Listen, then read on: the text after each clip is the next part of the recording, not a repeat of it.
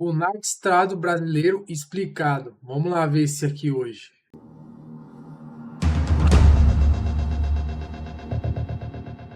Olha, um estudo recém-publicado pela Universidade de Cambridge aponta que mais de 50 milhões de brasileiros, cerca de 26% da população, vivem em áreas onde facções criminosas impõem regras e exercem controle social. 88 facções de bandidos atuando em vários estados. Isso espalhou a violência e o medo no país. Facções criminosas disputam territórios em todo o Brasil. Essas quadrilhas são hoje o maior desafio das autoridades na área da segurança pública. Não é apenas o tráfico de drogas, né? O tráfico de drogas é apenas um braço dessas organizações. O comerciante foi morto a tiros após pagar a uma facção criminosa um valor abaixo da taxa exigida por eles para manter os negócios funcionando. As imagens são assustadoras, chocantes. Pelo menos 3 homens usam pedaços de madeira para espancar o jovem caído numa estrada de terra. Quando a pessoa fala do baile funk, ela não está falando da cultura do funk, está falando do baile, que pertence a uma facção. Foragidos da justiça e felizes. Eu tenho certeza que tem milionários aí em São Paulo que se apresentam como donos de comércio, que se apresentam como donos de casas de aposta. O judiciário não está preocupado com isso, o governo federal não está preocupado. Com certeza, isso aqui que ele falou é verdade. A maioria desses caras que moram em Alphaville, essas mansões luxuosas, grande parte ali é envolvido com PCC, organização criminosa. Eles não falam sobre o assunto, fazem piada sobre o assunto, né? 40 fundos de investimento. Ou quando não estão já na política, né? Porque todo mundo sabe que o PCC tem um monte de funcionário na política. Isso é mais do que claro para todo mundo e agora nos últimos tempos só está se provando, né? 1.000 postos de gasolina, um terminal portuário e 4 usinas produtoras de álcool. Isso é só uma parte do que 3 mega operações da Polícia Federal apreenderam da maior facção criminosa do Brasil atualmente, o PCC. Nos últimos dias, o Brasil tem vivido um momento histórico na luta contra o crime organizado. Nosso país, que é tão conhecido pela impunidade e penas brandas, parece ter finalmente acordado para uma realidade difícil. As facções criminosas se infiltraram em todos os lugares. O que, sinceramente, não é nenhuma novidade. Segundo um censo do IBGE de 2024, o Brasil tem 212 milhões de habitantes, e desses, pelo menos 50 vivem submetidos ao crime, quase 1/4 da população. Nós também possuímos cerca de 64 facções conhecidas, e segundo um estudo recente da Universidade de Cambridge, somos o maior país da América Latina vivendo com regras impostas por grupos criminosos. Essas regras incluem toque de recolher.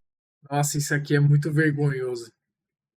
Proibição da polícia, taxas para comerciantes e, claro, o famoso Tribunal do Crime, que julga, condena e executa as punições com base nas próprias leis. E você provavelmente já recebeu algum vídeo deles pelo Zap, já que eles mesmos fazem questão de gravar para demonstrar o poder. Só que apesar de nada disso ser novo, já que essas coisas acontecem há pelo menos 20 anos, aquilo que começou de forma simples em presídios e bairros menores chegou recentemente no epicentro do dinheiro no Brasil, a Faria Lima. E é por esse motivo que o governo resolveu intervir. 3 operações conjuntas da Polícia Federal, chamadas Carbono Oculto, Quasar e Tanque, enfraqueceram uma das principais facções do país. A notícia dos 30 bilhões controlados pelo PCC em fundos de investimento tomaram as manchetes, mas, infelizmente, isso foi apenas a ponta do iceberg. Só em movimentações de uma única fintech, a polícia rastreou 46 bilhões. E, além disso, foram apreendidos caminhões, imóveis, veículos, dinheiro e espécie e até embarcações.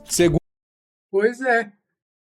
Esses caras aí do PCC ou de outras facções, os donos mesmo estão em mansão, estão dentro de grandes empresas, né? Que não são empresas, são empresas de fachada. E estão morando nesse lugar. Esses caras que você vê na favela, eles não são nada. Os caras grandes mesmo estão na política, estão em empresa, estão numa favela. E agora só prova isso que a gente tinha na nossa cabeça, que era nada mais do que uma suposição. É verdade que os caras estão envolvidos em todo esse negócio, quando agora está começando a ser provado por essas investigações aí deles na Bolsa de Valores, com movimentações bilionárias, né? Segundo o diretor da Polícia Federal, Andrei Rodrigues, é um sistema que opera em múltiplas camadas, com estruturas complexas e blindagem patrimonial. Ou seja, hoje, o Brasil não é mais soberano como tentam te convencer. Nós chegamos ao ponto onde existem dois estados paralelos, o governo e o crime. E isso tudo me deixou pensativo, porque há 8 meses atrás eu lancei um vídeo bem interessante sobre a triste situação no Rio de Janeiro, que na época possuía quase 60% do território dominado pelo crime, e em 2023, mais da metade da população tinha vontade de se mudar, número esse que aumentou para 75% esse ano. Então, por conta de toda essa insegurança que só cresce, agora não em 1 ou 2 estados, mas em todo o Brasil, as perguntas que não querem calar são: até onde vai o domínio do crime organizado no Brasil? E será mesmo que o nosso país virou um narco-estado? É o que eu pretendo responder hoje. Sempre foi e sempre vai ser um narco-estado. Não tem mais como se livrar, a não ser que alguém aí dê um jeito de acabar com o Estado. Com a tecnologia. Então, se você não quer ser levado pras ideias, a sua única saída é se inscrever no canal e me seguir no Instagram. Depois não diga que eu não avisei. E sem mais delongas, meu nome é Samuel e hoje você vai descobrir quem são os verdadeiros donos do país.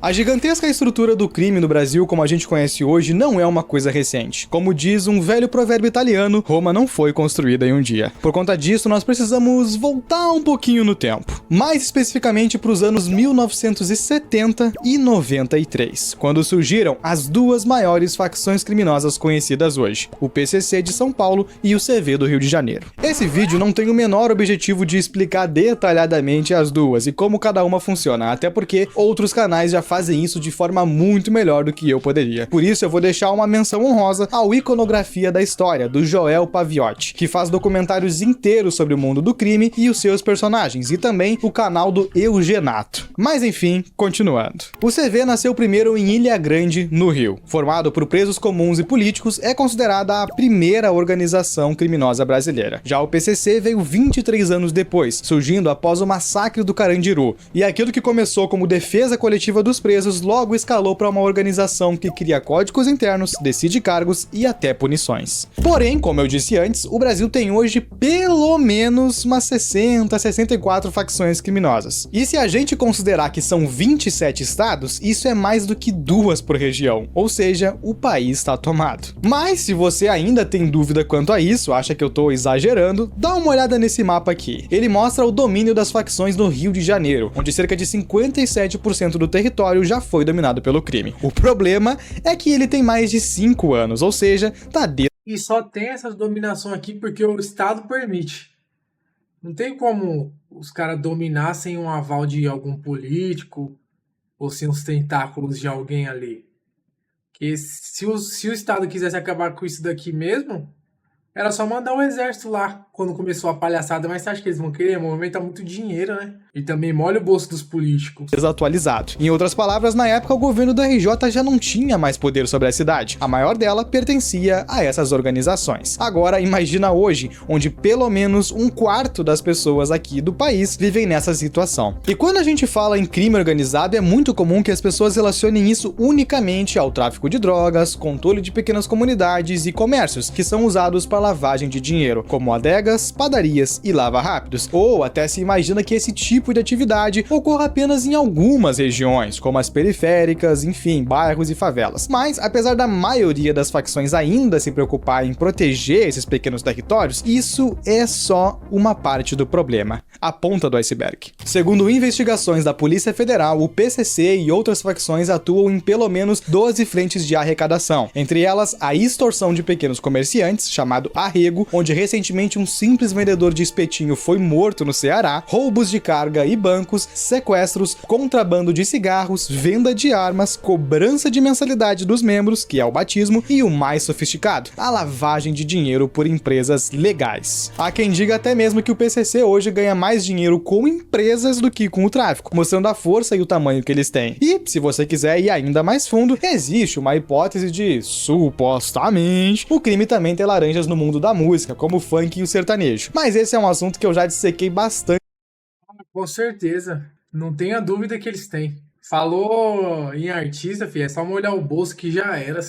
nesse vídeo aqui, ó, dá uma olhada depois. Atualmente eles são vistos pela polícia como o grupo mais perigoso do Brasil, e o motivo é bem simples, eles já se espalharam para 28 países, se tornando uma organização internacional com faturamento estimado em $1 bilhão por ano, quase 6 bilhões de reais. Em 2024, o jornal El País publicou uma matéria revelando que eles têm acordos até mesmo com cartéis do México e que utilizam contas bancárias nos Estados Unidos, Dubai, China e Paraguai. Isso significa que o dinheiro que circula por aqui é só uma fatia do bolo. Enquanto a gente pensa que o problema maior são os assaltos e as extorsões, os lucros desse sistema circulam pelo mundo todo. Eles se tornaram tão grandes que o próprio Donald Eu acho que nunca vai parar.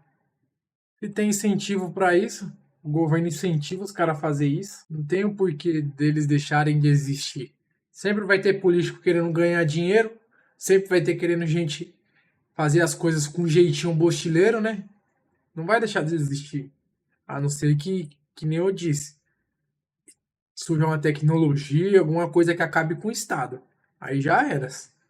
Trump fez um pedido ao Brasil para que classificasse eles e outros grupos criminosos como organizações terroristas, o que na prática ajudaria muito no combate, muito mesmo. Porque, de forma resumida, a coisa funciona assim. Enquanto uma facção criminosa é considerada apenas uma gangue, quem foi que lá defender esse negócio aí, dizendo que eles não eram terroristas?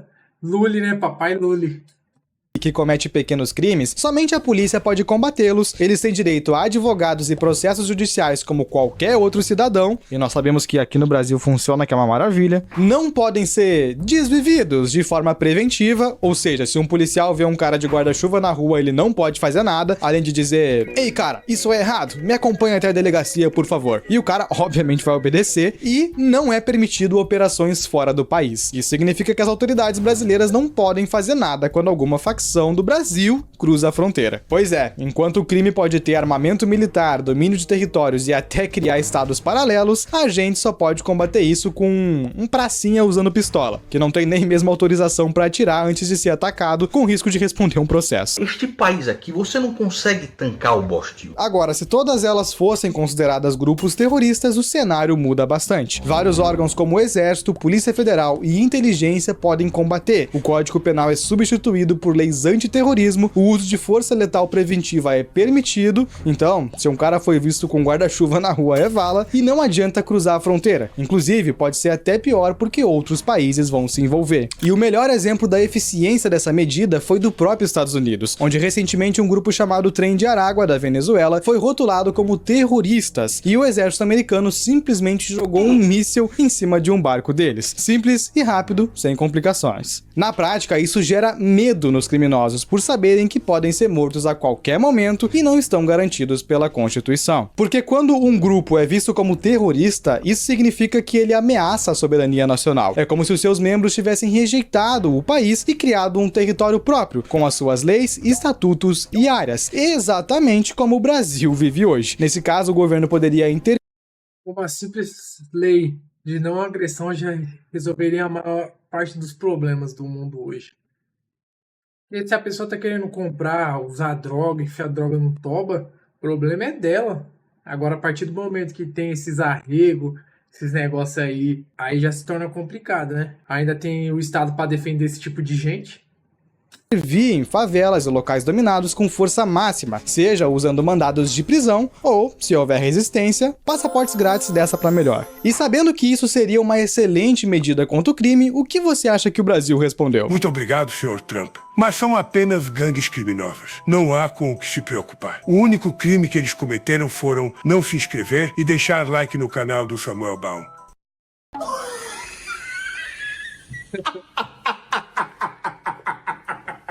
Vai tomar no seu curso, filha da puta do caralho. Agora você entende por que os Estados Unidos aplicam tantas tarifas e sanções ao nosso país? Esse é um dos motivos. Não é porque eles são malvadões e querem ameaçar a soberania nacional, porque, como eu disse, o Brasil não é mais soberano há muito. Todo mundo sabe que o Lula e o PCC tá envolvidaço. A maioria dos políticos estão envolvidos com essa porra aí.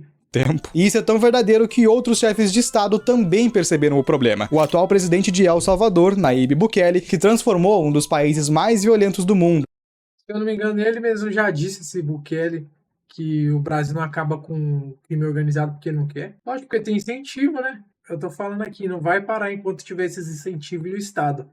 Que o Estado estimula isso. E um dos mais seguros com essa tática de retomar territórios, disse que o Brasil não acaba com essas organizações porque elas estão dentro do próprio governo. E apesar dessa afirmação ser forte, ela é verdade. Segundo a Controladoria Geral da União, existem hoje mais de 1.200 servidores públicos investigados por envolvimento com facção criminosa, desde policiais até funcionários do Judiciário e da Receita Federal. Além disso, há quem diga que as próprias organizações bancam estudos e faculdade para advogados e juízes, mostrando que parte do sistema é comprado. A gente não tá falando de casos isolados, mas de uma engrenagem inteira, onde o crime financia e o Estado se vende. Em muitos casos também, quando há eleição, as organizações apoiam nomes locais financiando campanhas em trocas de favores políticos. Em algumas regiões do Norte e Nordeste, o voto é praticamente obrigatório, imposto por eles, ou pela milícia. É como se fosse o coronelismo dos anos 1900, mas acontecendo praticamente 100 anos depois. Esse é o tal país soberano que não consegue nem mesmo resolver um problema antigo.